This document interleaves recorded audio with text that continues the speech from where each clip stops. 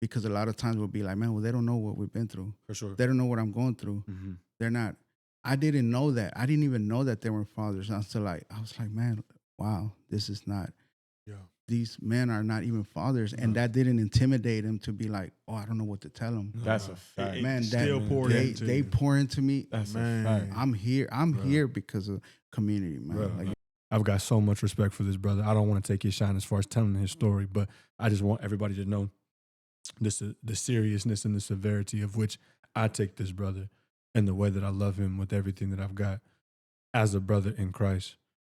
And without further ado, In pursuit. in pursuit. In pursuit. In pursuit. In pursuit. In pursuit. In pursuit. In pursuit. In pursuit. In pursuit. In pursuit. In pursuit. In pursuit. In pursuit. Welcome back, family. I'm your host, Alexis, joined as always by my brother in Christ, JP. What up? You know, and you got the big engine that could. Yes, sir. In the back. Yes, know. sir. He put his sleeves on today. Yeah. You know, had to put up the gun show. I had got to talk about modesty. Yeah.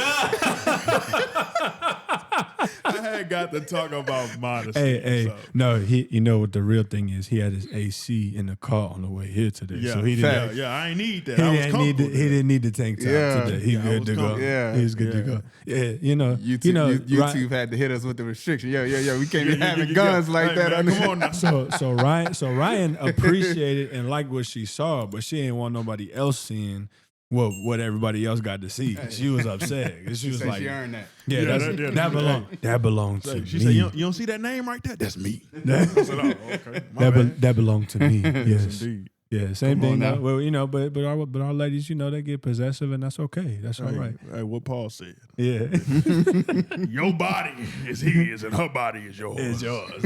That's it. Man, good episode, great episode. You know, last week. For sure. You know, y'all roll with it real well. Roll with the punches, no pun intended. This is a boxer. Yeah. But good audible, good stuff. It was good. This week, no audibles needed as far as the guests. Yes. Now, timing and all this stuff that's going. Listen, you got social DNA and you got scrimmages and first and foremost, what is with teenagers? Was we that airheaded when we was teenagers? I just be wondering because the boy is 14 and I've been saying your scrimmage is on Friday all week. The boy been going to practice all week. Never corrected you once. The scrimmage is on Thursday, fam. And I'm like, Never corrected bro, you. and I got to let my boss know in advance if I'm going to do any PTO. The scrimmage start at 5. We work in Irving. The scrimmage is in Prosper. You know what I'm talking about? Like, Hey, so it would have been bring your brother to work day. that's a fact. Type of stuff. So anyway, we my boss cool. So I said, hey, I need to take some time and boom or whatever. So she was cool about that. I was able to make that work. Yes, sir. But crazy because I'm like, bro, there's no way we was that airheaded when we was that age. Like, Man, I be wondering. I believe in I'll that. never admit it out loud, but Yeah. Maybe. I ain't gonna lie to you, but I thought I was a can of soda, a fan of soda. I thought I was every flavor. All you had to do was hit the vending machine. Man. When it came in, you couldn't tell me nothing. Which was the best Fanta? I'm gonna say strawberry. My man. Yeah, strawberry. I'm gonna go with the grape Fanta. I ain't even gonna lie to you. Y'all, I ain't gonna lie to that, y'all. baby. It's just like y'all to be Man. like some stereotypes talking about strawberry and grape. Hey, it is. Look. And I'm gonna stand on it. On me. Don't care. On me. Don't care. Come on now. Hey, Come see about strawberry was the best. I can't cap. That's Yeah, there you that's go. what it was. It Yes, is what it indeed. is. Okay, so now done with the audibles, done with wondering if we was airheads and stuff like that too. Cause Lord, but it's been good though. We bought him his first Bible. I think I talked with y'all about that last week. Yes, sir. And doing his Bible studies has been cool. Watching him like flip through because he hasn't like For when sure. he was like wondering. He's like, well, how do you know where all the books of the Bible are? I was like, well, brother, I read my Bible. So Yeah. Just keep practicing. when it's time to do a study, I'm able to. Yeah. It's Right? just a skill to use Man. that left and right hand. Yeah, 100%. Now I'm not gonna. I want to talk about something else, but I want to make sure we include the guests. Now, this brother right here, I love this brother very much. Yes, sir. This is another product of that infamous Connect group. Bro, I'm telling you. what a time, bro. Man, What a time, bro. What a time to be alive. That Connect group is goated for sure. So many legends, Hall of Fame of social Yeah, dollars. yeah. So that Connect group is goated. We got more.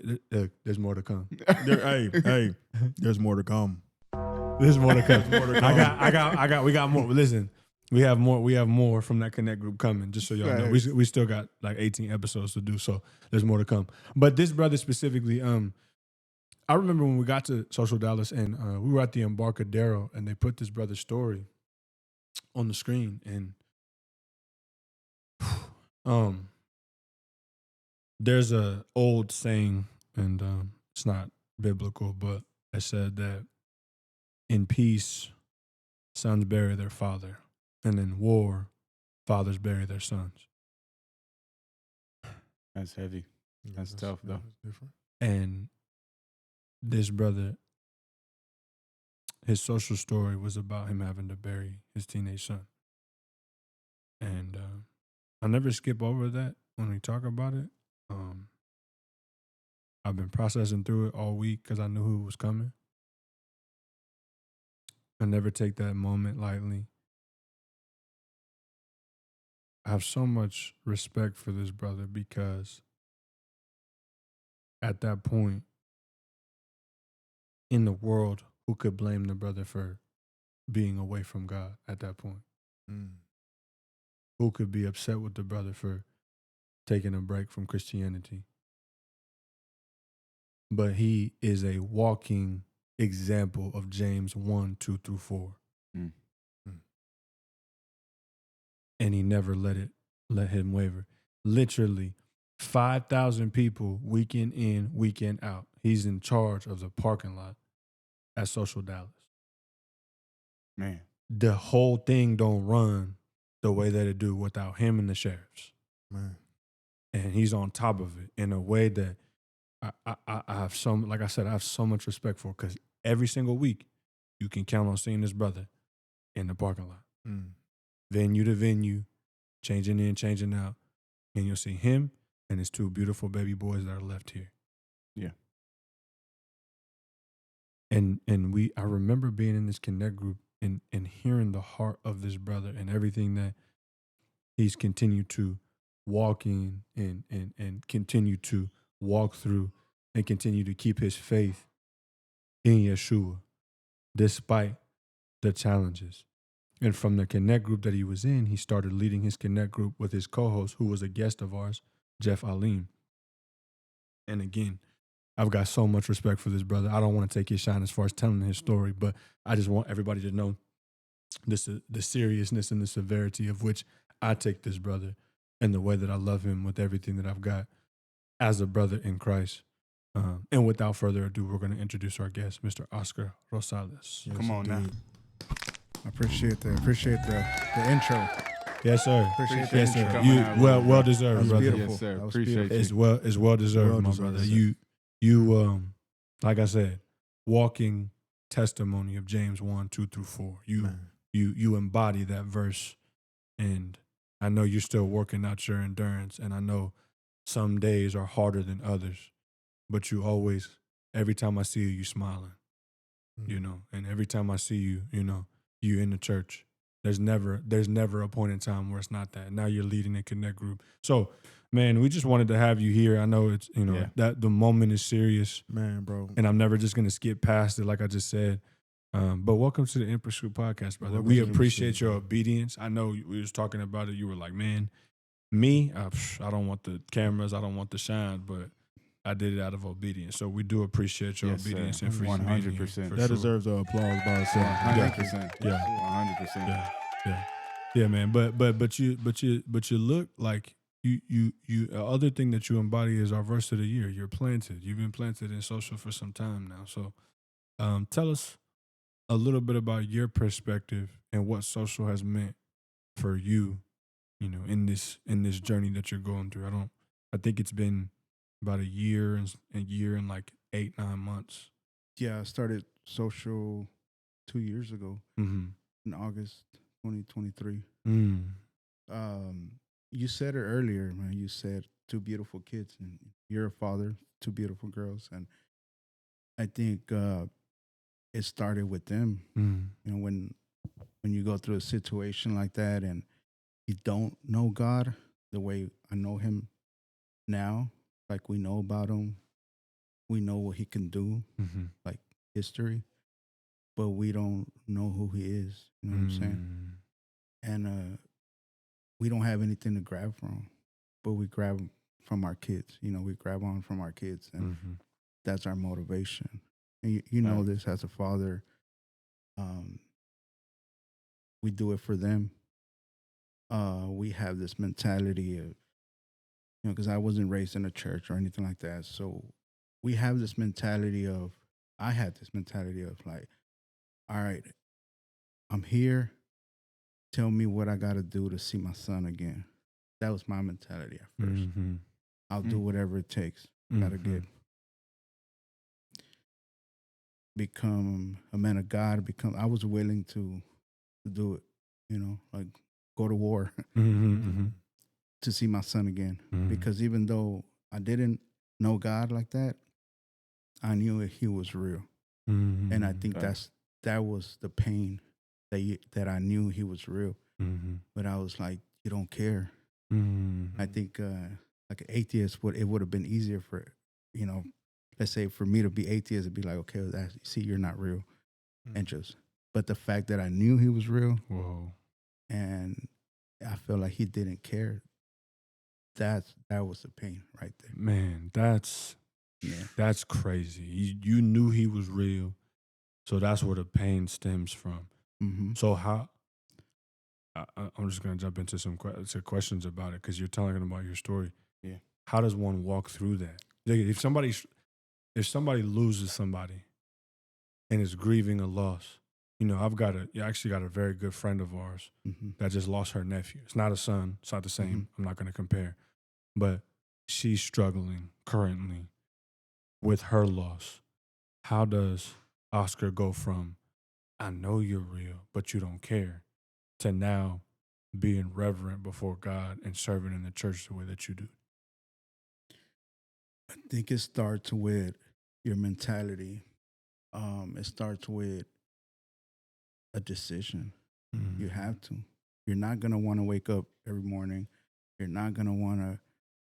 It's go to work. You know, you gotta. First of all, you have to accept it, right? You have to accept what happened. The world doesn't stop Mm-hmm. for anybody, especially as a father. I'd say the hardest thing about being a father is it doesn't stop. Mm-hmm. I got to continue to be a father. I had to. My two kids sitting next to me at the front row of the funeral, like, you know, Dad, are we still going, you know, to this trip to Disney World? Because we had a trip planned, you know. I don't mean to go all over the place, but You're good, bro. yeah, we had a trip. bro. We had a trip planned. That day, my son, he passed on a Monday. We were supposed to leave on Wednesday. Yes, sir. He already had his stuff ready. Matter of fact, he put his backpack in my truck because he lives. But so he passed, and my kids were excited. At that time, my little one was 5, going on 6, and then my other one was 12. So my son was 16. My son that passed was 16. So as that, it's like I just want to see them happy. Mm-hmm. You know what I mean? Yeah. That was the only thing I could grab on from, because just to see them smile, just that gave me life. That was my purpose. I'm only here for them, and that's it. At that time, once again, I did. This was before social. This was before the me becoming this man of God and in the works, like I say, under construction. Mm-hmm. But you have to, like, it doesn't stop. So to answer your question, I think we have to accept it and surround yourself with people, with positive people that have the same just godly people. You know what I mean? Even if you can't find godly people, surround first of all like with just positive people, and then God will do the rest. Like Mm. I didn't know this was a thing. I didn't know connect groups was a thing. I was never in a room full of godly men that looked like me and that looked like people I grew up with. Mm-hmm. You know what I mean? And no Cliff and stuff like that. Yes, I was sir. like, man, wow, like this is beautiful. Like, you know, I could say this, the first man that ever told me I love you, and I think we talked about this in a connect group, was another man from social, you know, and he's like, I love you, bro. Like, I don't know how to receive it. Remember we talked about that, like, because I didn't love myself, so I didn't know how to receive that, and it was not until I started learning, like, you know what, I gotta forgive myself first. Yeah, big on that. Yeah, because I felt, you know, like I failed in some way, man. Like, failed my son. I failed a lot of things, but I think that to just being able to accept it and know that it's okay to be angry at God, because I didn't even know that it was okay. Mm-hmm. You feel me? Like, I knew there was a God, and I would tell him, like, God, like, why did you only take my son? Why did, you know, can I be real? If I can be real, I would tell God, like, you know, in that situation, other kids were shot, right? And they survived.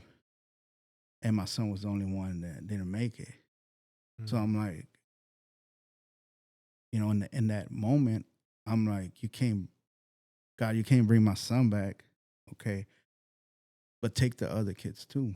And if I could be real, no, you know for what I sure, mean? bro, please, we keep real, it, we bro. keep it funky. So man. that's like, I was to that point where it's like, okay, well, show me that it's not just him. Like, this was my way of being angry, so angry at God.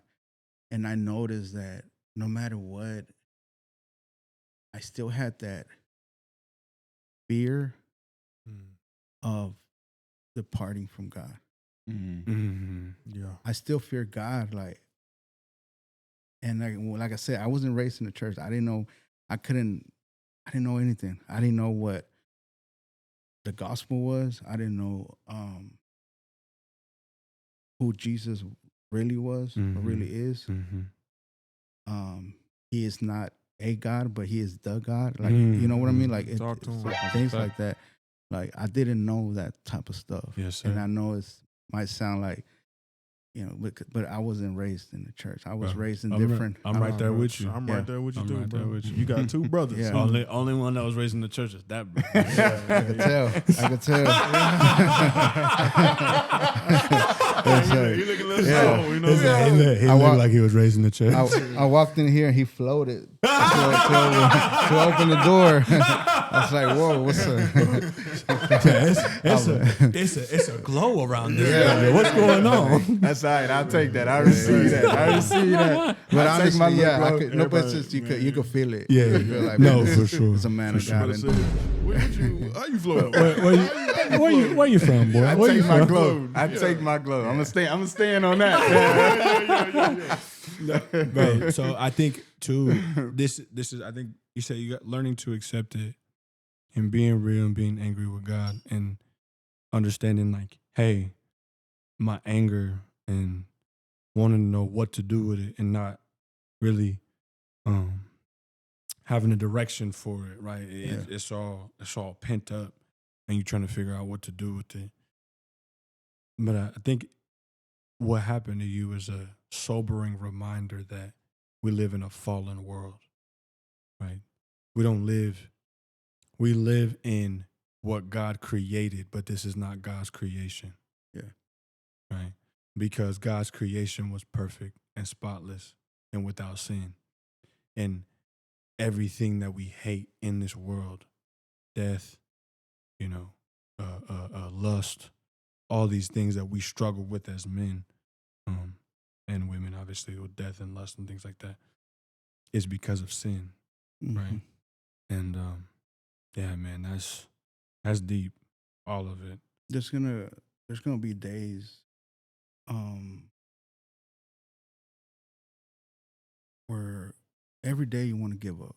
The Mhm. beginning, every day you have to force yourself up. You have to do kind of like a pattern. Like, okay, I'm gonna get up, shower. The way I did it was get up, start just showing gratitude. God, thank you for the job that I have. Thank you Mhm. for my kids. Thank you for, and even though I didn't feel like it, by the time I was in my car going to work, it was like it got better and better and better Mhm. every day. There's times I like to say it like this, man. There's times that it's like we wake up, right? When you lose somebody like that, every day you wake up for that split half a second, you have to remind yourself it wasn't a dream, it wasn't a bad dream, it wasn't a nightmare. Mm. It's like you just like, all right, it's real, it's real. It's as real as it gets. Okay. All right, so what next? So you have and this has gotten better, but at first it was like I probably have like 3 seconds to decide, like make a decision. I'm gonna choose love, or today I'm gonna choose hate. Mhm. You know, when I mean hate, it's like just don't want nothing to do with nobody. I'm just gonna get up, do my job, come back home, not talk to anybody, just be angry at Mhm. God, at the world. Mhm. And I don't want to say that. Sometimes I don't want to say hate won because it didn't. It's just that love didn't win. Mhm. Mm. Feel me? That's Yeah, real. no, Yeah. that's real. Yeah. That's real. And more than there was times where I just made a decision, especially going to church on a Sunday. I'll talk a little bit about this in my story where the first time I went to social, I would see everybody happy, like, and I just hated that Mhm. because I'm a happy person, like, and I just thought I wasn't gonna be like that. I Mhm. was like, God, you're putting this in my face, like I can't be happy like these people, like first impressions, and until another brother told me we're not happy, bro, but we choose to be happy. Yeah. Talk to him. Yeah. Yeah, bro. He told me that, and it stuck with me. And I said, "Man, it is a decision. Like Mhm. love, it's like everything is a decision." And I think once you make that decision, okay, today I'm gonna be happy, and you glorify God and you worship God no matter the situation. Like I don't worship my God, and the way I worship, like it doesn't. What I'm going through doesn't determine how I'm gonna worship. You feel me? Like so, it's like Fact. once you Out here start spitting fire. once you start making that decision, I think you start finding the joy Mm. of God, and that nobody can give you that but God. So Mhm. sometimes I'm like, I'm genuinely smiling. I don't like this. I don't like to hear, and you'll hear this a lot from the world. It's like I gotta fake a smile. I gotta fake this, but inside I'm dying. You know what? Inside I am dying, but this is not fake. This is the joy of God, like the joy of the Lord, right? Like Mhm. Mm. everything is genuine. Like I laugh, I do. You know what I mean? Like, Yeah. like I love to laugh. So yeah, that's one of the things. Is like the big part of it is that decision you make, even if sometimes you have to start again tomorrow. Be like, you know what, today wasn't it, Mhm. but I, I thank God that I have tomorrow to start again. That's a fact. Hey, man. Yeah, even though tomorrow's not guaranteed, but that's one of the ways you can show gratitude. It's like, Mhm. hey, I woke up today again. Let me Mhm. try this time. Let me try again. Mm. You know, but yeah, Yeah, that's brother, that's good, man. That's good. That's Dang, good. bro. That's good That's word. tough. Man, I'm over here like, boy, you speaking to my heart, man. For real, for real. Man, one of the questions I have for you, man, like listening to you speak, Yeah. is when you say like it's a choice, Mhm. right? You gotta force yourself to get up. You have to force yourself to put behind you whatever that hate or that resentment, you know what I Mhm. mean, that you may have for God, that you may have other people. Yeah. Um, what has kept you like so consistent, poised, even though like, man, I ain't gonna lie, like hearing you talk, right? Like I quite literally like had a rough day, and like in my in my journal, right? I have my prayer wall, but I like rip up the page and I throw it on the wall, and like just to kind of be like, hey, like this is my diary, right? But Mhm. I like to sometimes just read it down the line to like see, what's changed, what has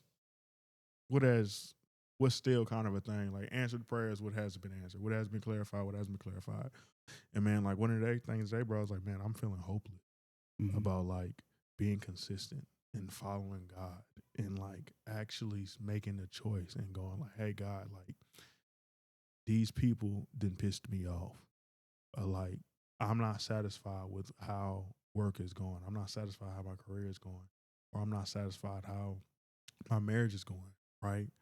And sometimes I just think I really felt like that, like, man, bro, like it sucks to like want to have the desire to do the right thing, but you choose to not do the right thing, even though like you have the choice to not do it, despite people pissing you off, or Mhm. despite the hate or the backlash that you may get. Right. Man, one of the things that keeps me going is obviously it's my kids, right? But as I was telling Alexis a few days ago in the text, it's like I I didn't like to speak about my son or my situation when I did my social story a year ago. Um, I just knew. I said, God, if if this helps one person, I'm good with that. I could live the rest of my life with that. Just one person. Yeah. Like, Crazy. and and I did it, did it. And I remember that day, man, that I was spiritually attacked, man. Like that day out of nowhere, it started raining hard. And this was in June when I did my story. Man, crazy. And Middle of the day, I I have June, I and have the parking lot is far from the where you going in the thing.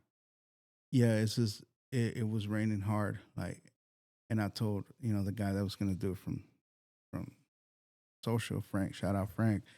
I text him and I was like, I don't, can we move it another day? He's like, we're already on our way to your house. Like, all right. So I don't know. I just felt I didn't like talking about my son. Like I really didn't. But it was part of, remember in the beginning, I said, okay, all right, God, like I'm here. I'm in pain. Mm-hmm. I want to see my son again. I know you're real. I know this is real. I know heaven is real. I don't know much about it, Mm. but I know it's real. It's obvious that you're real. But I want to see him again. So um, he can't come to me, but I could go to him now. Mm. And it's like that was it. Like as a father, I was like, okay, tell me what I got to do, right? So that was part of it. Now, 2 years later, I have a different mentality. God changed that perspective. So it's no longer about that. It's no longer about doing this to see my son again. It's not about that. Like, it's about here what we're doing, reaching people, bringing people into his kingdom, right? Like Yeah. through my story. Mm-hmm. That's what keeps me going. And in that process, I will see my son again one day. Mm. My kids will see their brother again. My ex-wife will see her son again. You know what I mean? Like, Yeah. so because of that, it just keeps me going. I don't. God spoke to me one time, and He said, "Do not waste your pain." And I didn't know what that meant. Mm. I said, maybe that means just I have to talk about this stuff. Mm-hmm. I have to you know, I can't keep it inside. But it's like, so I guess to answer your question, what keeps me going is I'm afraid to like live life and say, man, I wasted this pain. Facts. Like to yeah. Facts. Man, That's what keeps me going. I don't want to, you know, be in pain. I'm already in pain, right? Like, yeah. So let's do something with it. mm-hmm. And I want my kids to see what victory looks like. I think that's what makes me. That's what, bro. This is the Holy Spirit talking. This is Come not on, me. come on, baby. Man, Like come on. I want. I think they deserve. They've been through a lot. You know what I mean? This is a little bit more topic, but I lost 4 family members in 2 years, and I don't speak about that a lot. And my son was included. From 2021 to 2023, I lost my dad, my older sister, my little niece to cancer, and then my son. It was all almost in 6 months apart. Oh my god! And I sit in front of a funeral for 4 times in 2 years, and my kids were there with me. So that is like the last one was my son, and you know, I said, man, like they deserve to see what victory looks like, right? Like at the end, I don't want to be this person. I'm just gonna stay alive, or I'm just gonna survive. Like, I think I was on survival mode for about a year, and until there was a point where I was like, you know what, that's it. Like, I can't be like this all the time. Wow. I can't just live for my kids. I gotta live for me. I gotta love me, right? Like, Facts. and then, you know, do things like these and like this and stuff. But, you know, my connect group, it's all being obedience, man. Like, and that's how I keep that fire going. Cause I mean, I'm not gonna lie. Like sometimes it's just like, man, my fire's not there no more. But that's when another brother right here would light that fire again. You know, that's why we need each other. Like, you know, other brothers from church and stuff like that. For sure. But And yeah. since you actually spoke on that, like that's actually that was going to be my question. Going into social, you know, with that type of with a heavy heart like that, how big has community been? And I guess like how did you feel that conviction of obedience to insert yourself and accept that community that was being built around you? Great question. Like I said earlier, I didn't know this was a thing. Yeah. I was never out there in the streets. I was a husband and a father at a young age. I had Omar, my son that passed. I had him when I was 19. Okay. So I was out there. I wasn't out there. I wasn't in trouble. I never got in trouble, arrested, nothing like that. But or even did drugs, man. I never did none of that stuff.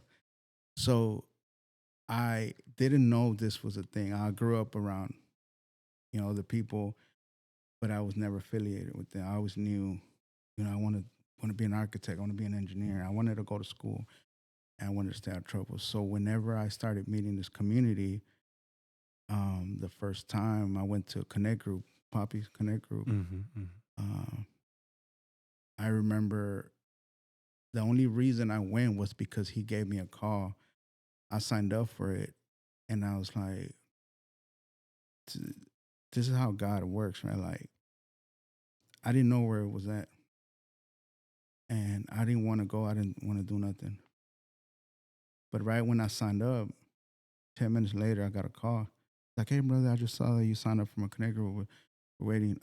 Can't wait to see you. And this was maybe like a month after I started social. So when I'm driving up there and I type in the place, it takes me to Bishop Arts. So I raised my son at Bishop. I was raised in Bishop Arts before it was nice like it is right now. But people ask me, it depends who asks me, where you from? It's like, it depends who's asking. from Oak Cliff or Bishop Arts. You know what I mean? That's a fact. That's a fact. That's a joke. Corporate people, Bishop Arts. Oh, that's nice. At work, I can't say now Oak Cliff. Yeah. Stop the cap. Yeah, but it. My son passed. He was born in the hospital there, Methodist, and he passed there. I will take him to the store, walk, with him there. So that was our neighborhood. Yeah. And I never wanted to be in that neighborhood again. So the Connect group was there. That's and crazy. I remember I parked and I was like, man, I don't want to be here. I'm not going. And I pushed myself to go. So, and I pushed myself hard. I was going around and I couldn't find parking lot. And I was like, I could have easily told a friend that lives there, hey, let me park in your driveway. He lives right there. But I was making excuses like, nah, it's no parking. I said, you know what? I need to stop this. Like, I walked over there. And I remember the first thing I told him, I walked in there, he was there. Blake, his co-host, was there. And I remember I walked in there, it was at that Eno's Pizza. At the, maybe get sponsored. Hey, but let's get it together. Let's get it together. I need this. I remember I went in there and I just sat down and I was like, look, I'm gonna tell you right now, David, isn't it? That's like, I don't even want to be here. Honestly, I don't. This was before I knew anything about there was man of God or anything. I said, I don't want to be here. I said, I told him, I was like, man, I get emotional with this, but I told him, I was like, man, I'm dead. Like, I just lost my son last month and I don't know what to do. I told him I died a long time ago, a month ago. I'm just here because I'm breathing. I told him. I said, I'm not, I don't know what to do. And there's one thing that he told me that to answer your question, this is he said, man, you're the guy that we're all been praying for. And I didn't know anybody at the church, right? Like at that time, just knew one person, the one that invited me to church, but I wasn't hanging out or making friends or anything. And I'm like, who? He's like, yeah, in the mornings, we have prayers in the mornings. And Pastor Senior Madhu, he's been praying. He's been putting you in prayer, telling everybody, pray for a man that lost his son. Like, he's like, we're all been praying for you. And then it just came to my mind. It's like, well, those prayers got me here. Amen. Yeah, because I wasn't gonna go, especially in that neighborhood. Man, like, there's no way. Like, I'm not gonna return. So I remember I left. I remember he closed his agenda when I told him that, and he just made it about me. Like that day, he let me just let it out, and I left out of there. I don't want to sit here and say, man, I left out of there like with the joy of God. No, I left out of there thinking maybe this will work. That's it. Yeah. That's it. All that, bro, It was that's it so was real. it was a little bit That's like it. it was small, like maybe this will work. So then I felt really good that day, and then I got invited to other Bible studies and things like that. But I made a decision once again, right? Like 100%. the decision to like, you know what? If I wanna go through this, if I wanna win this battle, if I wanna just not be that person that just goes through lives on survival mode, I need to find this community, right? Facts. I went through divorce on my own. I didn't find community. So I knew, I was like, I can't do this on my own. I knew that. So I made a decision. I was like, everywhere they invite me, I'm going to go. Man. It's going to be a priority. Man. That's what's Like, what do we always say? Oh, no, I got to work. I got to work. So I put that in front of work. Wow. 100%. And it's like, okay, I got to work, but I can do this and this and that to go here. So everywhere they invited me, I make sure I went. Wow. That's how it started. Wow. So I started, I knew I was like, I need to. And once again, man, there's a brother that told me, I didn't know him. And at the end of a Bible study, he said, you lost a son, but you gained a lot of brothers. I'm going to tell you that. He said, Come on, like, bro. man. Yeah. Sure. And he told me at the beginning, and of course I didn't know what that meant in reality, but I see it. I see it now. Yeah. Sometimes, like, I could reach out to anyone. Yes, sir. Sure and, can. And sometimes it doesn't even take that. Just a thought that I can grab this phone and reach anyone. That right there is sufficient. Man, it's taking you, and this is a good transition. It's taking you from feeling like when it happened, you got buried, to now you're planted. Yeah. Because in the beginning of being buried and being planted is the same thing. Yeah. You go under some soil, and then hurts. Yeah, it does. And then roots sprout out, and then you sprout. You can see now. Yeah. The fruit that's growing on Oscar's tree.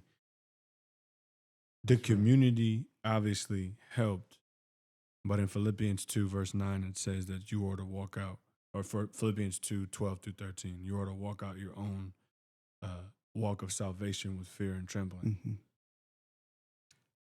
How did you go from God, I'm mad, to community, joy, to now I want to go and follow the Great Commission of Matthew 28:19 and bring more people to your kingdom? Like, what, like, talk about, where you go in the Bible, or talk about what were you specifically focused on for you to be where now you're sitting in front of us and you can talk about, like, bro, you just one of the strongest people I've ever been around. So for you to sit here and have a straight face and still be able to talk about it, like, I'm about to go and submit your little ticket for the Iron Man. Yeah, bro. On, Like, man, because dog.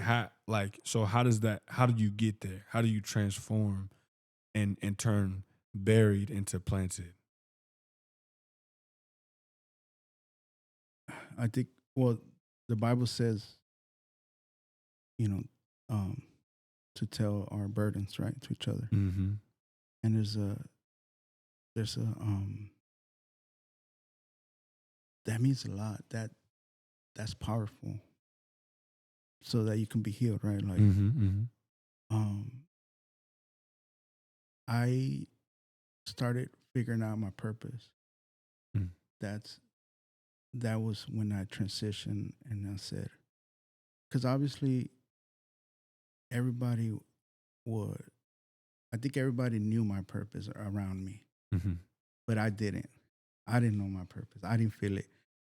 I mean, it was obvious, like, okay, but I didn't feel it, right? I met another brother in church. That's how it started. Me, it's like, you know what, this is how I'm gonna start. After my story came out, the next week, he was like, "Hey, bro, I liked your story. I lost my son too, and he was the same age. Same thing happened. It's just 6 months apart." And the first thing I told him, I was like, "You don't got to do this alone, man." And to this day, talk to him almost every day, man. Wow. Yes, sir. That's Yes, dope. sir. Yes, Oh, sir. that's fire. His kids, they get along with my kids. They be playing online all the time. And so it's like then I met another person. So far in this journey, I've met 3 fathers that lost their son, teenage son. And they've reached out to me. Man. And one of them reached out 2, 3 in the morning. He was bad. It was FaceTime, 3 in the morning. I'm like, by the second time, this is a guy that I knew from high school, but I never talked to him, like, ever since. I had him on social media. I talked to him. He's like, "Man, I've been trying to reach out, man. Like, my son was in an accident and I don't know what to do." And And sometimes that healing, part of the Bible that's talking about healing, man, I would be like, listen, I'll take you out to eat. Let's talk about it. Man. And I think just listening to somebody, I never want to say, this is what I'm very careful at. I never say, man, I know what you're going through. I never say that. Yeah. That's one of the things that I respect that. And I tell them, look, I'm not going to say I know what you're going through, but we in this together, man. Like, you're not alone. And sometimes even we'll go out to eat, just let him talk, man. He cries and everything. I'm there. It's like, man, I got you. You need anything? Say, man, thank you for your strength.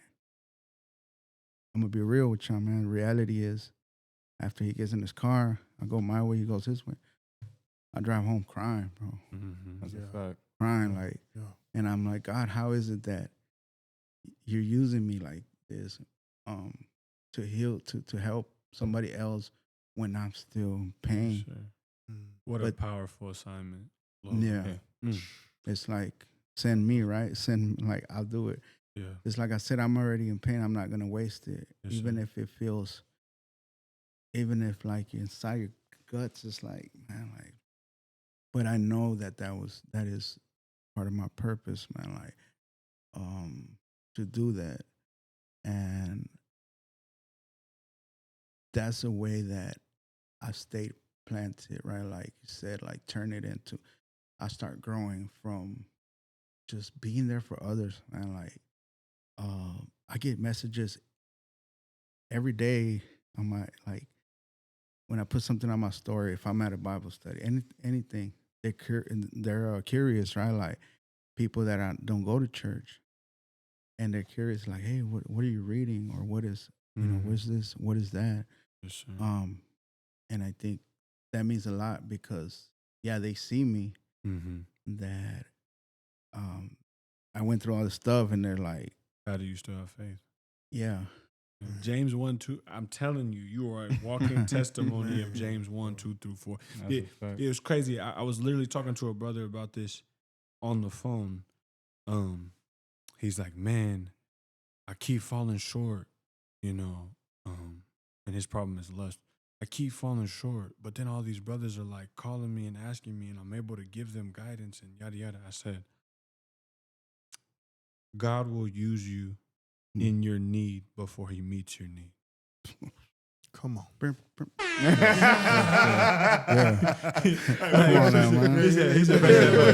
No, because think about this. Like, there'll be times, bro, where, these are really my brothers, these two right here, right? Like you're my brother in Christ, you're somebody I have a very good relationship with, but like there's not a day that goes by I don't talk to these two. Yeah. Right. And it's not always peaches and cream, right? There's times where it's like, hey, bro, hey, y'all hungry? We got, how much you got? How much you got? Yeah, hey, let's put something together in XYZ, right? Whatever it is. But there'll be times where something will happen and it'll be like, yeah, bro, I ain't got no gas. All right, bro, here you go. I'm getting close to where the bank about to give me special treatment and the digit's gonna be red instead of black. You know what I'm talking about? I'm getting close to that, but I'm like, here, bro, like here's some gas. Here's some gas. You boom, Yes, you got it, bro. It is what it is. And then he'll replenish when you're just like, bro, because none of it's ours, right? Yep. Yeah. I'm not an owner. I'm a steward. So that, bro, it makes sense how you can show up and how the man. I think about the number of cars that goes in and out of that parking lot every single Sunday. None of them go in and none of them go out without this dude. So okay, so how did that become the ministry, or like your way of serving? Like how did that become the thing? Man, it started when so it's not just me, it's also Alex. Hey, yeah, in the parking lot. Shout out Alex. He's man, he's beast. Yeah, it's a beast. He says, "Go, man, go to service." I got it. Like, all right, go worship. Like, you're good. I was like, but I think it started when I first went to social, right? Like, it started when a friend invited me and I didn't. So my son passed on a Monday. Right. The next day, everybody came to my house, right? He passed Monday night. So this friend got there and he was like, he got to my house and he's like, hey, I don't know how you feel about this, but we had prayer night today at my church, which was Tuesday night prayer. I didn't know about this. He's like, I don't know if you want to go. Man, I'm going to be honest. Part of me wanted to go, but I really felt like I was being held by this force. And I know it's the enemy. Now I know. And it's like, I almost felt like I couldn't move. You was frozen. I couldn't. It's like, because once again, I was so angry, right? And I just thought I was just thinking revenge or justice. I don't know what I was thinking, bro. Like, and once again, like I said earlier, I've never been in trouble. I never done none of that stuff. Right. So that's how you know the enemy's real, because he starts putting all these things in your head. And it's like, you know, when I come back from Disney World, like, because I buried my son on a Saturday, and by Sunday I was already in Florida, man. The next day. So I was like, let me spend a week over here. When I get back, it's going to be a wrap. Like, just being honest. And I know God, I know I could talk about this because I'm never going back. I know I'm not going back to that again, ever, those thoughts and stuff like that. 100%. You know? But yeah, I was thinking that. So when he invited me the next day after my son passed, like, I really felt like it was an invitation that I had to go. You know, to me, Jesus means an invitation. That's my. When I think about Jesus, I think invitation. That's fire. Oh yeah. That's fire. But no, it's just because, you know, when you get an invitation, no matter what, you never get an invitation and be like, oh man, I got invited to this. It's always like, you know, but it's your choice, like if you want to go or not, right? Yeah. Yes. But we always like, man, they thought about me, you know. Yeah, so it's like, so I knew I had to go, but the enemy, I don't want to say he won, but that day, like once again, that day, he won the battle. He didn't win the war. He won the battle. Yeah, for sure. And so when I went to Disney, and I was like, when I came back on a Saturday. And that was one of the worst moments, man. You're driving back, you see downtown Dallas, you're like, man, this is all reality again, right? Like, because it's real. But you come back to my apartment, see his toothbrush, his shoes, you know, it's like, man, So when I went to church the first time, he said, my friend said this, he's like, you want to go to the morning service or I think at that time it was like 8 o'clock and 10, 11. He said, if you go to the 8 o'clock, he said, we might want to go to the 8 o'clock because the late service, a lot of people in Gillies. And I be cussing. I was like, nah, man, we go to the early. But I didn't end up going to the early one. I went the late one, right? And it was so packed. Bro. He's like, he was so packed. And I'm driving around the parking lot. Check this out. Location means a lot whenever, like memories bring you back, right? I'm driving around, I go and I'm seeing the police station, right? Like I been in this police station talking about my son's case. I don't want to be here. I don't want to be in this whole area of Gillies, right? Like, and I'm driving around, so I get in the parking lot and it's so packed. And I'm like, man, it's so far, it's so hot. It was August. I'm just making excuses.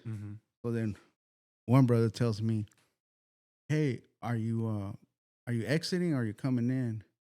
I said, I don't know.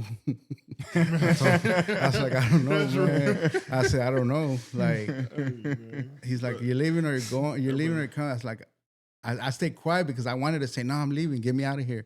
But then I was like, I just said, I don't know. He's like, what do you mean? I was like, I said, I said, well, I'm trying to leave because I can't find parking. He's like, no, man, come here. Look, I got you. You see, I'm going to park you right in the front. I was like, all right, well, I got no excuses. So he parked me in the front, and I stayed in my car for a long time, right? And I think it was just his, man, and I can't even remember who it was, bro. Like, that's what gets me. I was like, man, but I think it's I think it's that's a purpose in that. Like it doesn't Mhm. matter who it was. Mm. It Yep. just now I'm gonna be that person. That's why like well I stayed in my car, right? Like just making up excuses. And that's when I got off and I saw all the people welcoming you and being happy and stuff. And but I think part of it was like because I remember how it came that day, and I can just imagine how many people come like that every day. Not necessarily losing a son. I mean, Yes. like I said, I've met people in the church that had lost a son, but it doesn't matter. Like, man, you can be struggling with bills. You could be struggling. Yes. It's a tough world. Like it's 100%. real. You could 100%. be struggling with anything, right? Like people tell me all the time, man, I'm struggling with this, but it's not like it's not even close to what you're going through. So I shouldn't even be worried about this. I'm like, look, it's real. Don't first of all, like, don't say that. Don't say that like you're whatever you're going through doesn't matter because my stuff is because I lost a son. Like it does matter. Like I'm gonna 100%. listen to you, even if you tell me my dog died or I mean I don't know. I just It's I know, something. It's like okay, all right, yeah, I like, got you. I mean, a lot of people that love dogs, but you get the Yeah, point. yeah, Like, yeah. I'm with you, bro. you know, I lost my job or whatever like that. Like, but I was glad to help. So, and then in a parking lot, I didn't even know I was supposed to be in a parking lot. I wanted to serve right away because you start feeling that joy and you start, but Yep. then God's like, no, you need to receive right now. So I started church in August. I didn't start serving till February that following year. So a few months, about Few 6 months. Yeah. They filled you. They filled you for the first 6 months, and you Yep. were there, and you were receiving. And And I stuff was like that. receiving, and it started at the Embarcadero. It was at after Stag, the first Stag we had. Um, and I remember Pastor Robert said, he's like, we're calling man to come serve. And when he said man, I already knew it was either parking lot or in and out. Yeah, yeah. He didn't say we need man to help with kids or we need man to. Yeah. When he said the word man, I was like, bet, like I got this. I could do that. Yeah. So I remember I asked somebody. I had already done social DNA. That's how I had done it. Like when I started Way church, back, yeah. because I wanted. But then, so I didn't even tell nobody. That was on a Saturday stack. So the next day, I showed up, bro, 5 a.m, and I'm just like, what I do? In and out. No orientation. Nothing. Where do I go? I didn't even have a badge, bro, for like 3 straight weeks. I didn't have no badge. I didn't know you had to check in or whatever. I went in, I was like, all right, I'm here. And I helped with in and out. And then I just wanted to help. I didn't know there was a process. There was this, you gotta check in, you gotta do it, you gotta be. That's the power. That's the power of the Holy Spirit. Yeah. Facts. Because and me and Lex, we talk about this all the time, bro. Is that like there are some people who are so legalistic that they would have turned you away, Man. right? But your heart was pure and just wanted to help.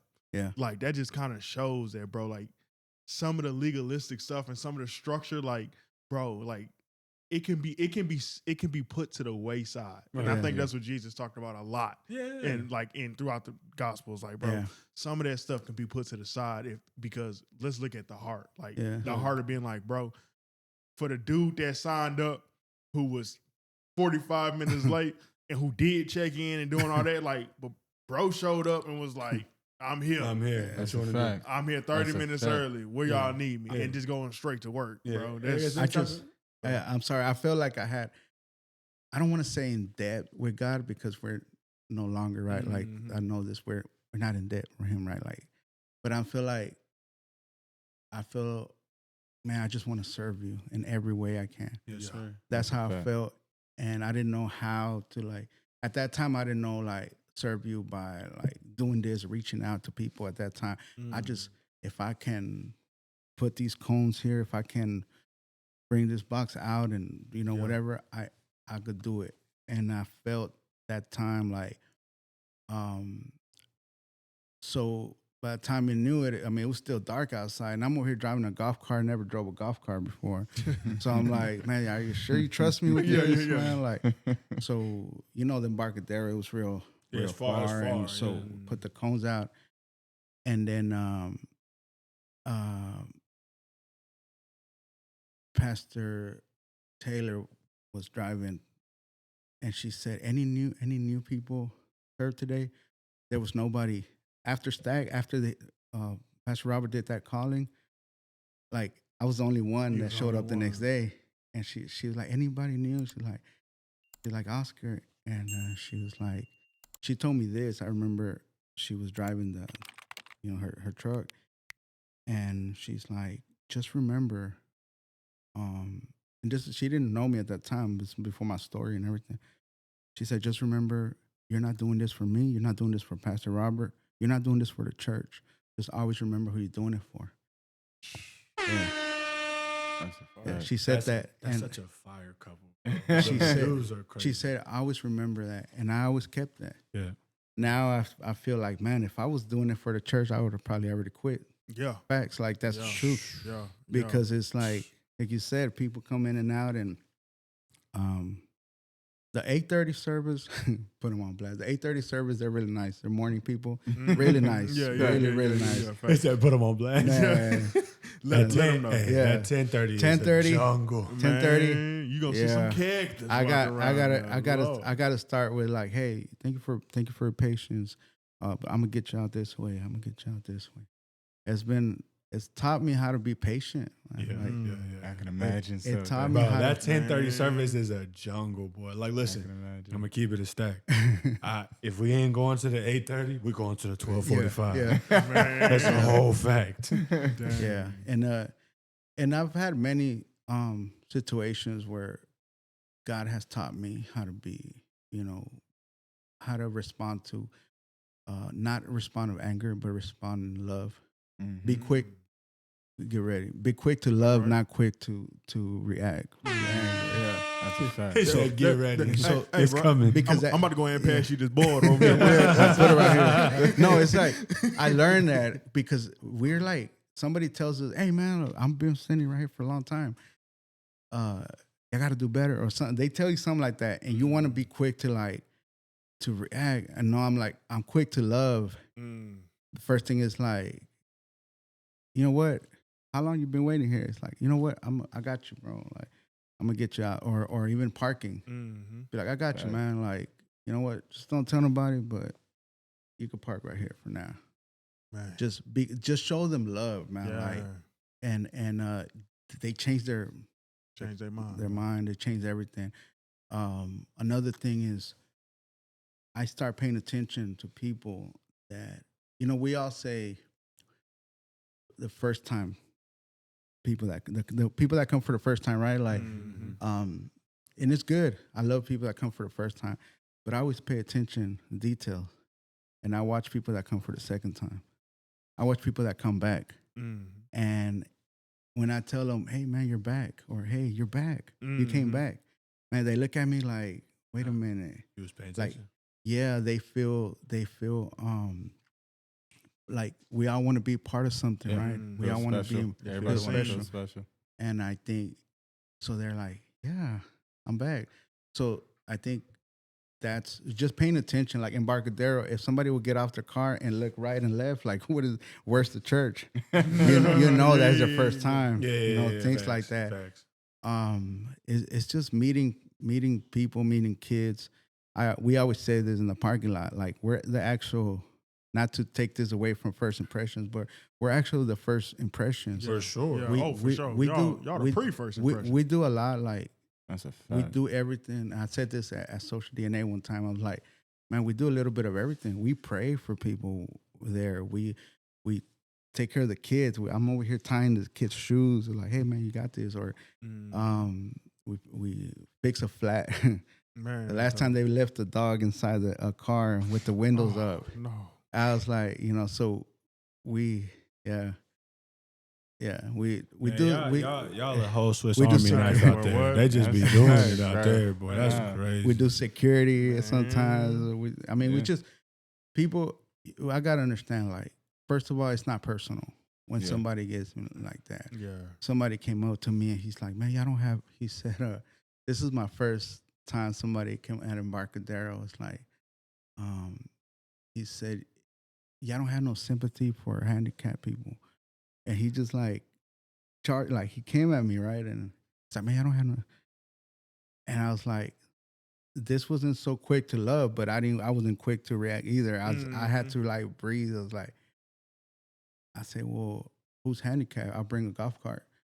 Man, forget about it. I was like, all right, cool.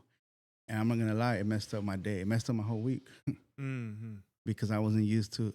In my mind, I was like, "Oh, I should have told him something back. Oh, I should have done this." Yeah, You know how it is, man. Like, be ready to hit that switch there.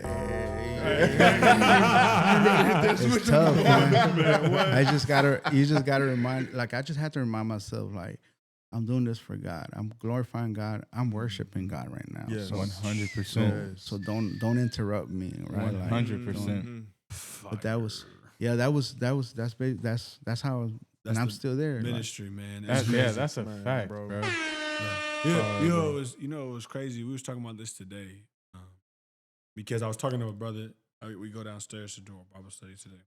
I'm talking to this brother. I'm like, man, what do you want to study today? And he said, Exodus chapter 13, verse 2. And I'm like, okay.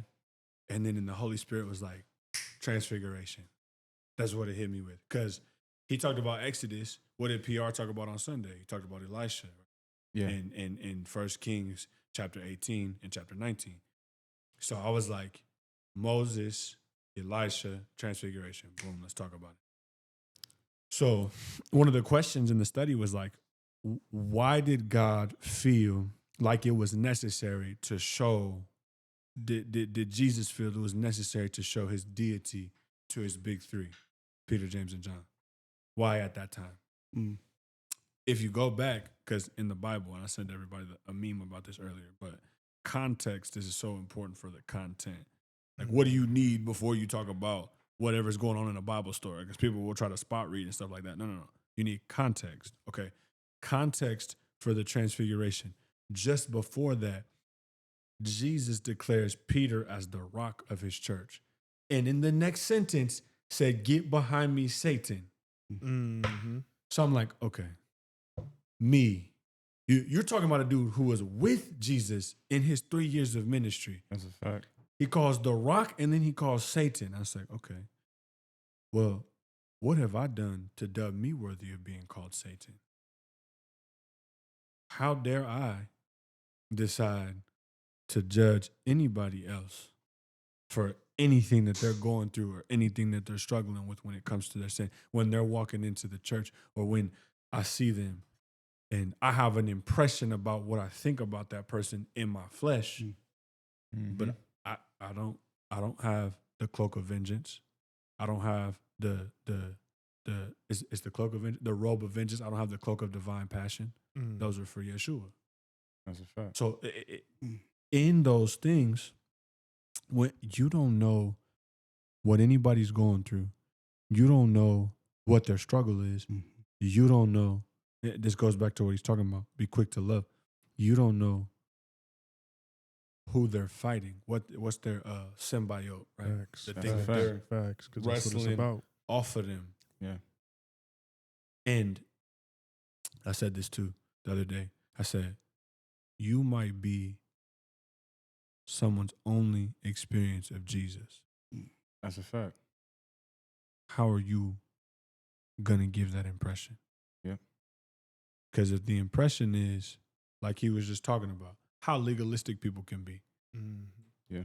Man, come in here. You drunk? Come on. You strung out? Come on. You got same-sex attraction? Come on. That's a fact. You struggle with lust? Come on. All of it, right? Because who am I? Because what was my struggle was transparency and lying and not being forthcoming. Yeah. Okay, yeah. I don't know. Who's another brother? Hey, who, bro? Oh, that's what you struggle with too? Come on. Yeah. You welcome here. That's a fact. You know? That's the thing about Jesus, right? It is people, religion, legalistic people want to change people from the outside in. Jesus wants to change people from the inside out. That's a fact. And I like to like the story of how the parking lot became the thing is also very powerful too.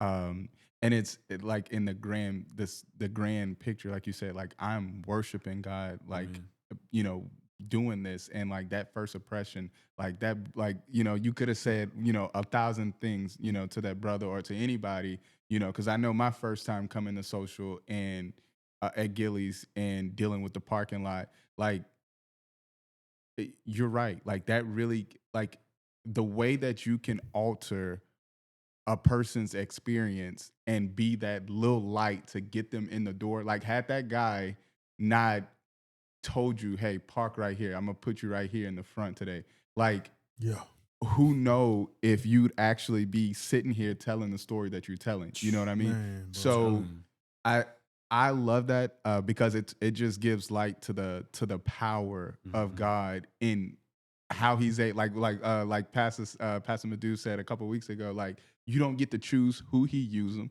how he use them, and what he use them for. You know what I mean? Yeah. He do it because that's what he Yeah, wants that's to what he do. That's his will. You know what I'm saying? Stop playing with him. And that spirit of obedience, to just take every little step that God was showing you, and then now being that light, like bro, like your story is just off the charts to me, bro. Like it's crazy. And even like as you talked about when you post something on social media and you didn't grow up in the church, but people reach out to you that and they ask questions, like what you read and where you going to church, like different things. Like it also speaks to the power of your story. And we all have community, you know what I mean? Like we all, like social media, kind of distracts us thinking that you have to have this massive following to make a difference. But just like those little nuggets, like in those people reaching out, it just speaks to the power of God and that, your story does matter. Like you said, like if it just changes one person, I'm good with that. I'm cool with it. I'm good with that. Bro. And I just wanted to add, bro, like, cause I hear like, just the answer of like, bro, get behind me, Satan. You know what I'm saying? In that posture of like, yo. And I think that's just so important that us as believers, bro, like we have to understand that like it's not the person. Like I'm not gonna lie, bro. Like one of my biggest struggles is being resentful. Like thinking about like, man, bro, that person did me so damn gone bad, boy. I can't wait to put my hands on you, right? I've talked to God. I'm like, man, bro, like when I lost my best friend and dude left him for dead, I was like, man, bro, if I ever see that dude, like I'm gonna put my hands on him. And like that mentality of like I don't understand what you're going through, Alex, but you know what I'm saying? I felt that type of level of anger where you just want to put your hands on somebody, especially when they did you wrong. Sure. And just that understanding of that aspect of like God opening your eyes to see like, honestly, bro, it's not the person. I did not make them that way. Yeah. It's the spirits and it's the demons and it's all these different higher powers that we don't see that's affecting them. And that's why, Paul, you getting called Satan because the people, the demons and the higher powers around you making you act against the will. Sure. And like, bro, that right there, bro, like that just has to be the position of what you think. Yeah. And that's the person. And that's just one of the stories. I mean, we have a lot of stories, but it's about the parking lot, man. And every time you could ask Alex, the lead, he's like, bro, why does it only happen to you? And I'm like, you mean y'all not getting this? Like, this doesn't happen to y'all? Man, he's like, I've had a guy that's like literally said, move that cone, I'm gonna park there. What do you do in that situation? Do you let your pride be like, what do you do in that situation? What will you do, Alexis? What will you do? If he comes in a nice, the camera is on you, sir. He comes in a really nice car. Sure. And he rolls the window. First he's just pointing, and I'm like, he rolls the window down. He said, "Move the cone. I'm gonna park there." Listen. So I tell you all the time. Look at that one right there. Listen. He said, the camera every other time. I want my camera when I tell you I want my camera. No, but real talk. Y'all know I talk about this. I'm a long fuse guy. There's a few things that cut that fuse real short. That's a fact. One of them is disrespect. Yeah. Now, here's my thing. And I always want to preface this. In the Bible, it talks about fleeing from immorality, right? Mm-hmm. Pride and arrogance, that's part of immorality, not just sexual immorality. And I know myself, like I couldn't, like I'm on the service host team, but they put me intentionally near worship, right? You can't, and they'll put me in the back sometimes. I just smile. If I can smile and wave, like I'm good. You know what I'm saying? I'm good. You know what I mean? Like, I ain't gonna lie. You better than me. Because I don't know what you did in that situation, but I'd have told, bro, nah, son, you gonna find us another spot because this is for people that are boom, boom, and boom. You telling me to move this cone. You handicapped? If you're not, I don't got nothing for you, big you dog. gotta move along, big dog. It is what it is. Like that's, and I'd have been like, it's all respect, brother. Like, hey, we all got somewhere to be. You know what I'm saying? You can't just park your car here because your car nicer than everybody else. This is for these people. If you're not pregnant and you're not handicapped, get to stepping, my brother. hey, we all know who know this brother. He would have hit you with that. You know what? Who do you think you is? who do you think you is? Who do you think you is? Hey, he'd have caught the Matthew 20. He would have caught the Matthew 21 version of Jesus. I'm flipping the cone. No, I ain't flipping the cone. The thing was that he told me, he's like, I'm the same guy that parked here, last week. So I'm thinking, I don't even know who you are. I don't even know what I did yesterday. Like, you want me to remember? Facts. But he ended up having a handicap, but it wasn't on the thing. It was on the dashboard. But he had like really tinted windows. But I didn't see that until he parked. So when he said that, and he only rolled down window like really low, and he was like eating breakfast and stuff. And man, the background I heard like OAKCLI. That's like a the song. fact. I'm like, man. I was like, he doesn't even know. Like, I was like, and I said, you know what? I said, I got you, brother. I got you. Right here or right where do you want to be, right here or over there? I said, right there is closer. So no, I want to be right there. I said, all right, cool. I got you. He parked. And this is what happened. So he was with his lady. And he was walking. His lady looked at me and she said, I'm sorry. She said, I'm sorry. Like, just kind of like embarrassed, but without him looking. She kind of just turned around and she said, and I was like, they got bigger problems. Yeah. You know what I'm saying? Wow. Like, so I just let it go. And that right there, I let it go. And cause you gotta understand, like I said, it's not personal, right? But 100%. and you can't let it get to you like that. Once again, like I'm worshiping my God in the parking lot. He's not gonna interrupt my worship, right? Like, That's a fact. and at church, even like this guy named Walter, he said, he's like, man, look, just know that don't let it get to you because, especially in the exit, the 10:30 exit, right?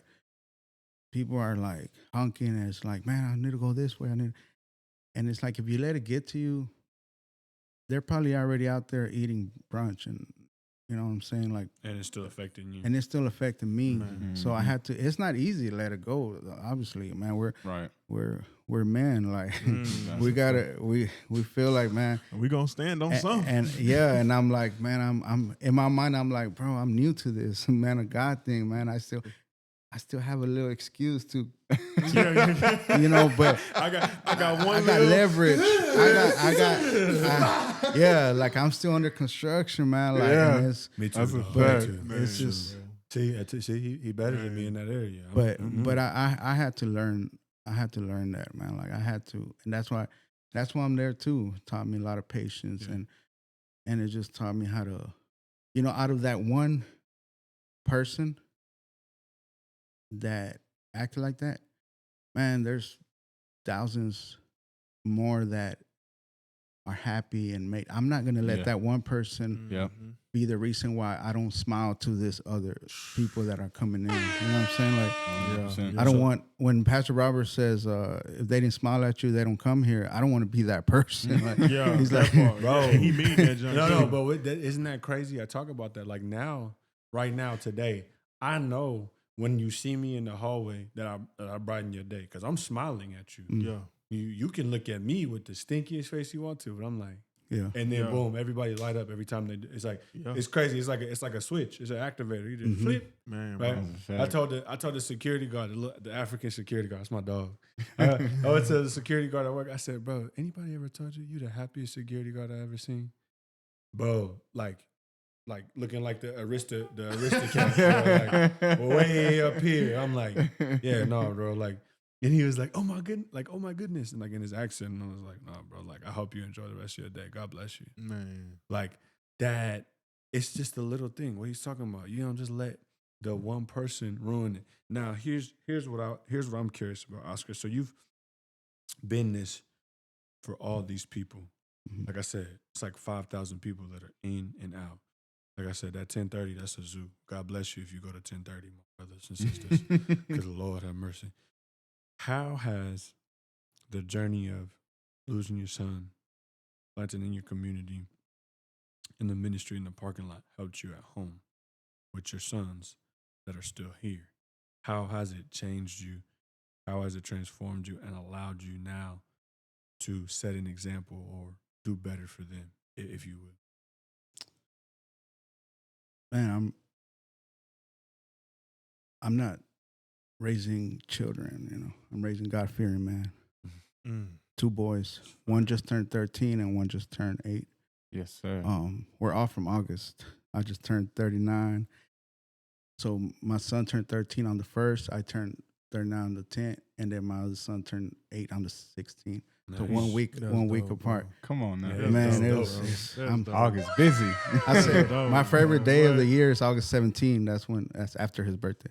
Man. That's when everything's I know, huh? it's finished. Yeah, that's why it's like, okay, it's chill now. We got back to school. We got supplies. We got all that stuff. Man, that August 25th come through Yeah. quick, huh? Yeah, Dang. yeah. But I was somehow like, I didn't know how to. There's a lot of things that I would ask men that were raised in the church. I was like, hey, what will you do different? Not what you regret, or not what. I don't want to ask that. Like, as a child, you were raised in the church. What will you do different? Like, what did you learn from it?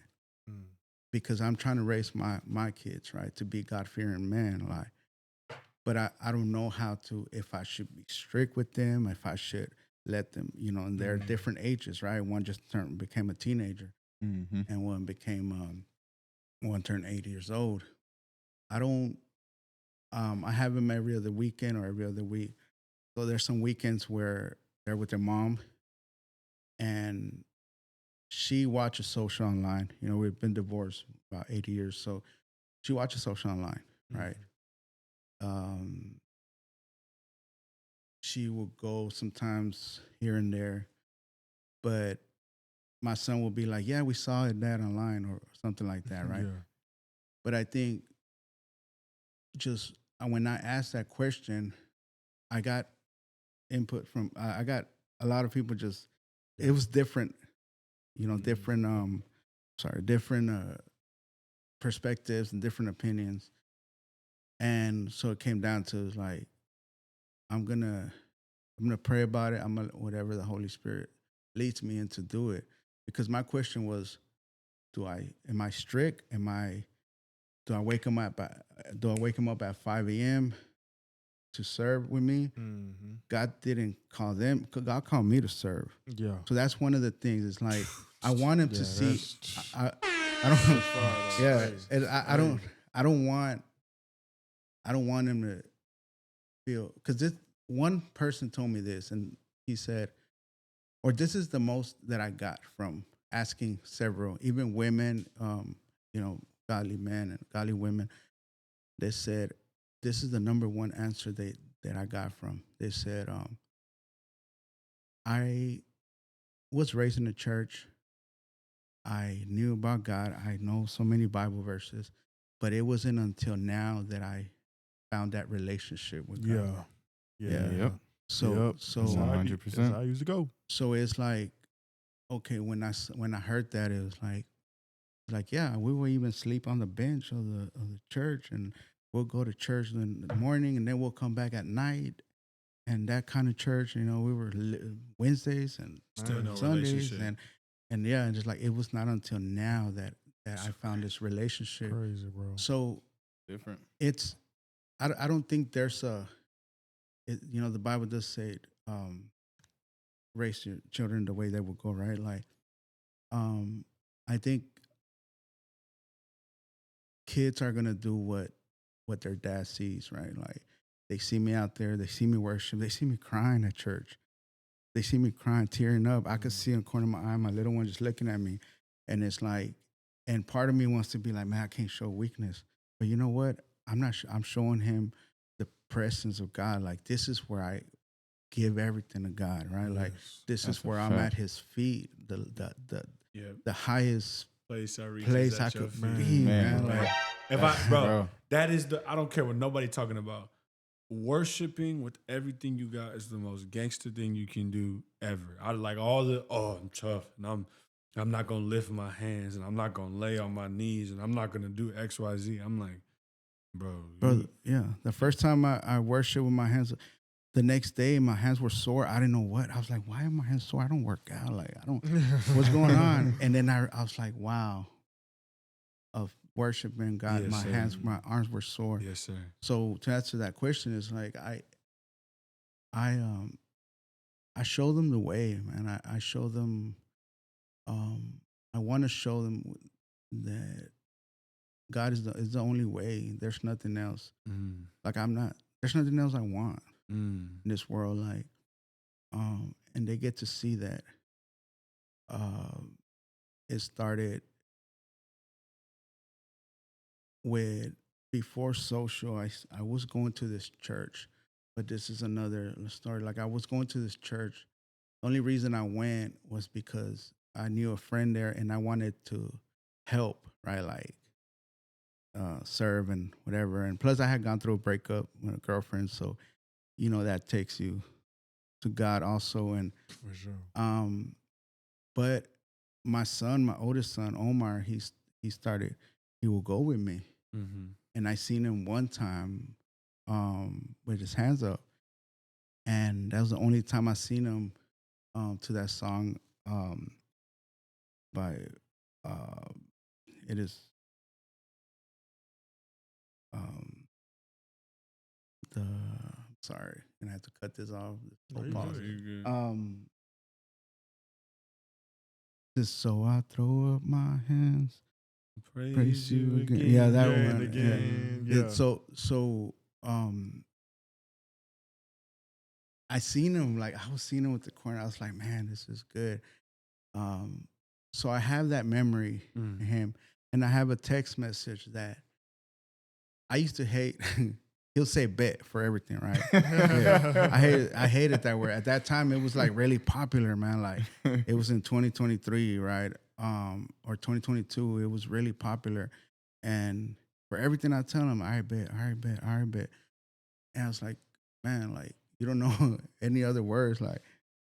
So he texts me one time, and once again, this is it goes to your question, right? Like, I wasn't forcing them. If they were with me, we were gonna go to church. Mm-hmm. But I wasn't like, hey, your mom, I'm gonna pick you up, whatever. So there was one weekend when he was with his mom, and he texted me on Saturday. I have the text, I have a screenshot. He said, "Dad, what time tomorrow?" I said, "For what?" I didn't even think that he meant church. Mm-hmm. I said, "For what?" He said, "For church." He said, if you can't pick me up, it's okay. I said, man. And I was like, okay, I'll pick you up at 8. He said, all right, bet. The only time. Man. He said, okay, that's okay right now. And I posted it on social media, and I was like, that all right bet don't sound too bad after all. Like, So that is like, even that little time that I had with him, introducing him to church, and I wasn't, even though it wasn't the same how this relationship with God I have now, but it was just kind of like a small step into it. And if my son saw that in me, right, I can just imagine how my kids will see this community, everything you could think of. That's Everything. People ask me, how do you do it? Yeah. That's the number one question, everybody. How do you do it, bro? Like, how? And even people that don't go to church or anything. And I say, man, it's God, right? Like, well, how? Like, I tried to go to church. I said, when I say it's God, I don't just mean like go to church on Sunday. I said, that's the easiest thing. It's already laid out for you. Yeah, facts. Except for the parking lot. That's hard. 10:30. My boy JP over here is like, he looking at me like, wait a minute. I've been to social at 10:30. Bro. But yeah. That was pretty hard. Bro, that 10:30 service is different. So it's like, it's Sundays it's easy. Like, you just go and sit and receive, right? But I'm like, man, it's what you do Monday through Saturday, man. Like, you have like we talked about the choice of like, I'm gonna make this a priority. You gotta find community. It's not gonna find you. You have to find it. You have to like be out there, man. Like, you have to want it. You have to want it. When I met you, I introduced myself to you. I was like, hey, what's up? Because I saw that, like, how you were at the Connect group, and I was like, to me, it's an honor, like, to know man of God. Like, it's like, man, because I want to know your story. I want to know what got you here. I want to know what I can do for you, you could do for me. Living out there in the world, we don't have unconditional friends, or because it's always like, what can you do for me? Yep. What I scratch your back, you scratch my back. But here it's like, we can. What can I do for you spiritually? How can I could just listen to you. I could stay up all night. I just listen to you. Tell me what you got going on, and that means a lot. Like, to have friends like that. So, going back to that is like, I tell them, man, just I do. I go to therapy too. Like, I go to therapy. I do everything. Like, I do so much stuff. Like, you, bro. It would be outrageous to think that you was just like, man, I'm good. No, community. Obviously God, church, therapy, all of it, man. Like I said, man. For me, it's like, I look at your story and I have such a deep level of respect. You walk out James 1:2-4, but also Hebrews 12 1-2, which talks about running with endurance. Because losing somebody, no matter at what stage you lose somebody, like my wife will still sometimes cry about her grandmother, and her grandmother lived for a long time. Because we were never created as creatures to lose one another. You're made and you were minted in the image of God. We were supposed to be here forever. Yeah. And so whenever you lose somebody, the tool that you have to be able to get rid of that is grief, right? Thank God he's given us the ability to grieve, in the stuff where we lose somebody. But it's a marathon. It's something that it doesn't go away. There might be days I'm sure there's still days where you wake up and you're like, man, this is still my reality, But again, brother, you choose to get up, and you've been the strength in others' weaknesses because of your dependence on God, and you can see it. It shows. It shows. Yeah. And so man, I thank you for coming and for sharing bro. with us, Man, man. thank you. I appreciate it. It's been amazing, bro. Yeah, bro. yeah, no, I think that you're just such a great example for people that are struggling with something. Like I have a couple of people I know I'm gonna send this to. Where I'm like, hey, you need to watch this. Yeah. And you need to listen to this brother because you're hurting. He was and is to this day. But he's chose to walk a certain way because he knows, one, the example he's setting for his sons that are still here, but two, the example he's setting for people that, I mean, I can imagine how many people are probably walking into salvation because they see, man, Oscar, he's still, he's still him. He still smiles. He still laughs. He still does his thing. Like, like you could tell when you're here, like you're talking about certain things. You're witty, right? Where you crack a joke. Like, man, I like I said, I have such a tremendous amount of respect for everything and everything that you've talked about since you've been here, for sure. That's a way of defeating the enemy, man. Like doing things that the enemy told me, why are you laughing, man? Your son just died. Like, how can you laugh? How can you sleep? And every time, this is who I was, right? Like, when people that know me, it's like, man, Oscar's, he jokes and everything. It's like, every time I do that, it's like, take that. And, like, it's like Come on that. now. And that's a way to, you can defeat the enemy, doing things that he tells you. My son was supposed to graduate in May. This would have been his graduation year in May. Man, I went through so much, and I was like, you know what? I'm gonna get up. His friends invited me to their graduations, right? Like all his friends, and I went to all of them, man. Like, and this is the way I defeat it. And some of them I took my kids. Once again, this is how I'm showing my kids. Yeah, look, I'm showing up for them. I'm gonna celebrate these kids. Man. It was painful, but I'm gonna celebrate these kids. This is how I'm gonna raise my kids. Like, this is what a man of God does. This is what, it's no longer me, it's he who is in me, right? Like, so that doesn't, it's just, that's what it does, man. It's two beatitudes that remind me of you. The beatitudes are in the beginning of the Sermon on the Mount in Matthew chapter 5. Chapter 5, verse 4. God blesses those who mourn, for they will be comforted. In verse 8, God blesses those whose hearts are pure, for they will see God. Those are two that I thought of as we were going through it. Man, thank you. 100%, bro. This was good. It's from the heart for sure. Yes, sir. Man, I'll tell you, today's episode was special. Share it with somebody. Yeah, that's a fact. Give it to somebody. Let them walk through this and see how a brother who to the world is, it should be done. It should be over with.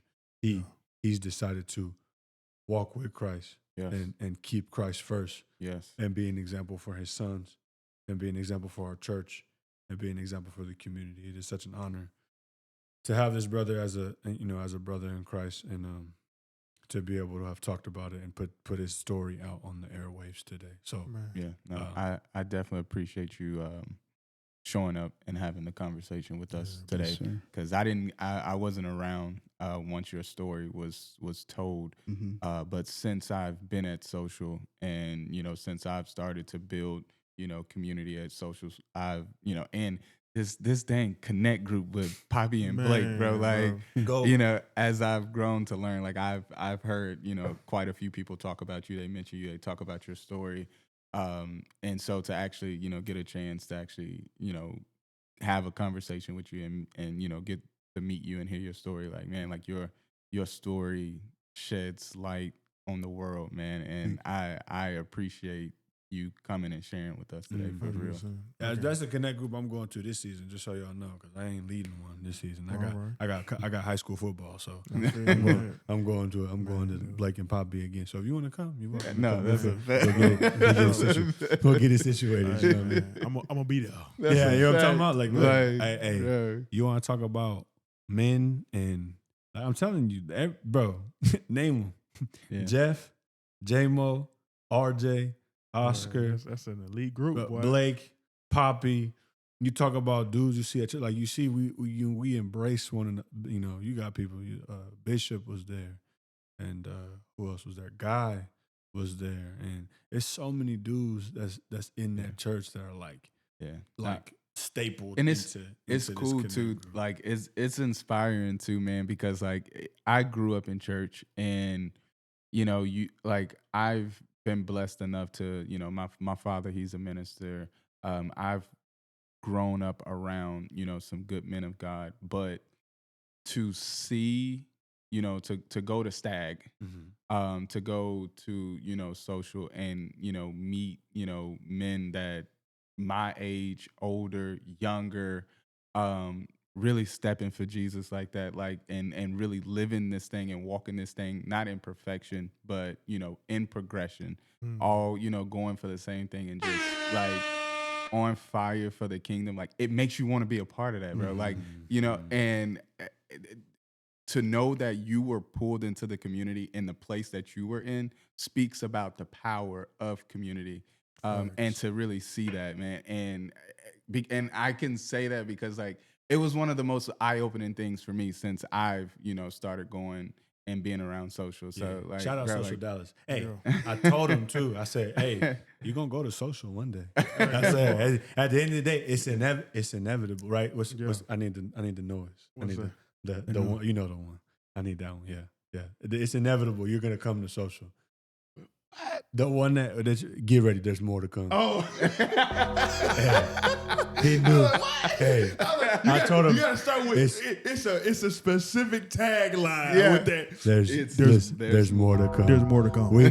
We knew he was gonna go to social at the end of the day. So I wanted to say this real quick when you said community, just so that the listeners won't think like, well, they haven't been through what I've been through, so they're not gonna understand me or they're not gonna be there for me. Yeah.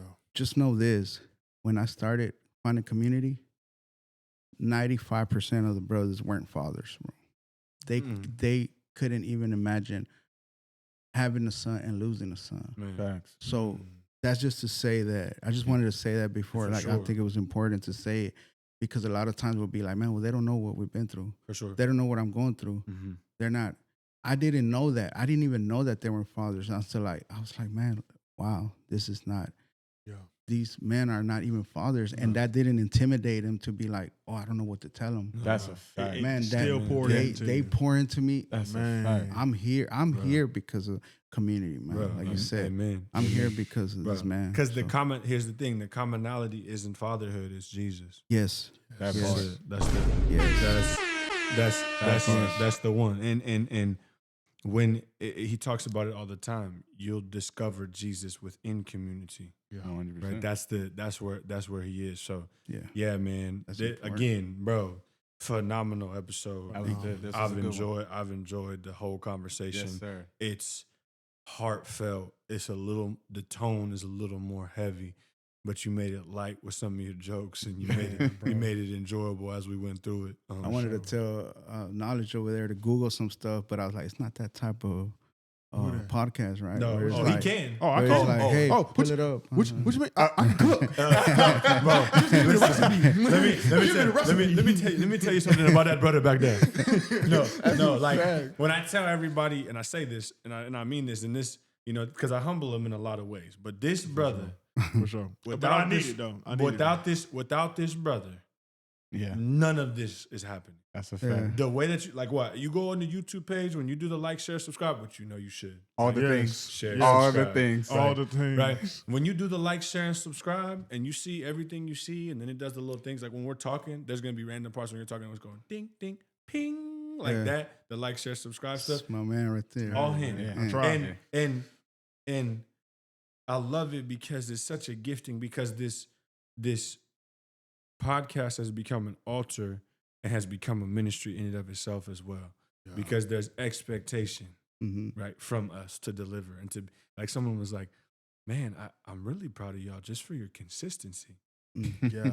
Like, because there's a lot of people that like, I mean, bro, like the schedules are moving. Yeah. His wife working forney. Yeah. We be, It be some things, Yeah. man, bro. it'd be like, oh, It be some that things, bro. Tuesday's DNA, and then this day is Yeah, this, yeah. and then that day is that, and then this, and then that, and you know, My man come through every time. both. That's the thing, him, and then this brother. I wanna give honor to both of them because we're talking community, right? And give honor to this brother because where he lives and the things I know he's going through, and we ain't nobody at this table got it like that. So, bro, I honor you in the role and the way that you take it and how serious you take it because I know it ministers to souls. Yeah, Yeah. for sure. You two specifically, bro. People don't we don't talk about this enough. On this platform, I want everybody, and on this altar, I want everybody to understand. Jatarius Pouncey would drive 2 hours out of his way every single day to make sure I got to work and come home. Yeah. Every day until we got 2 cars. Facts. And I done seen it. Bro, Not just that. no, he like- did it for me when I ain't had no car. He said, "We're gonna record this. we're pod." gonna record this pod. We're gonna Hopped go in the pick him back up. and Come on, let's go. everything, We bro. going. Man, what? No, when I tell you, like, from here, he's closer to the building that we both work at. Mm. He would drive 30 minutes this way and then another 45 to an hour to work. And then we would come home and then he would drive back to our spot. Yeah. Right? The whole thank God for the 4. Both of you brothers embody that. And I encourage listeners, you need to go find you a band of brothers. Yeah. Like, Can't do it alone. like bro. no, like Social Dallas is home. That's why I don't ain't no debate. That's we here. We are planted in the house of the Lord, right? Right. We are planted. Those who are in Like, the house you know of what the I'm Lord saying? shall Like, flourish. that's in the course of our God. brothers like Oscar and all the brothers you see. And you see me, everybody getting hugs at church, Yeah. right? And that's weird for some guys, but I don't care. You're gonna get it. You're gonna get a hug from me. You gonna Right. respect this love. Yeah. And so, but you need, like, you're gonna have brothers like Jesus had the disciples. There was 12, but there is a core group, right? For sure. You know, there's the crowd, there's the crew, and there's your core. All the brothers that Social Dallas, that's the crew. These 2 are my core, and I can't do my life without y'all. Facts. Now I have transportation, but that I still like that's not the same. You know what I'm saying? Bro said without the wheels, you know. Yeah, we no. good now. But I can't do this life For sure. without y'all. That's a I'm fact. not the man that I am. I'm not as sharp as I am. I'm not who I'm supposed to be able to have conversations like this on a weekly basis Same here, bro. without you That's a two brothers. fact. I love Yes, both sir. of y'all so much. Oscar, I love you very much. Thank you so much for allowing us, man. for Love coming you here too, and being brother. vulnerable with Love you us too. and allowing us to have these moments together. But I just want both of y'all to know I honor both of y'all and I respect both of Amen. y'all and I appreciate both of y'all more than you know. Yes, I sir. respect and love you too, bro. 100%. I can't get into I can't do my little Martin Luther King speech, and we'll be here for another hour. For But- sure. For sure. Hey, For bro. sure. We got plenty of time to talk Hey. about it offline. Yeah, It's all there you good. go. It's all good. JP, I think that for today, because of the episode and how we went in the format and the glasses, I think you're looking real pastorish Yeah. today. You know what I'm saying? I'm gonna have you pray us out, my brother. Pray us out, my brother. That's it. Preacher. Dear Heavenly Father, we thank you with grateful and full hearts. We thank you for the conversation. We thank you for inserting yourself here in our presence this evening. We thank you for the community. We ask that you just continue to bless this altar and that someone who needs to hear this, and someone who needs to see this. And I ask that you just continue to be with each and every brother here, continue to be with each and every person that does hear and see this, and that your word just continue to go forth. In your son Jesus' name, Lord. Amen. Amen. Listen, make sure you back next week. We got another special guest coming For next sure, week for sure. from the Connect group, the infamous Connect. I'm telling you, it's coming. I love y'all. We'll see y'all next week. Deuces. In pursuit. In pursuit. In pursuit. In pursuit. In pursuit. In pursuit. In pursuit. In pursuit. In pursuit. In pursuit. In pursuit. In pursuit. In pursuit.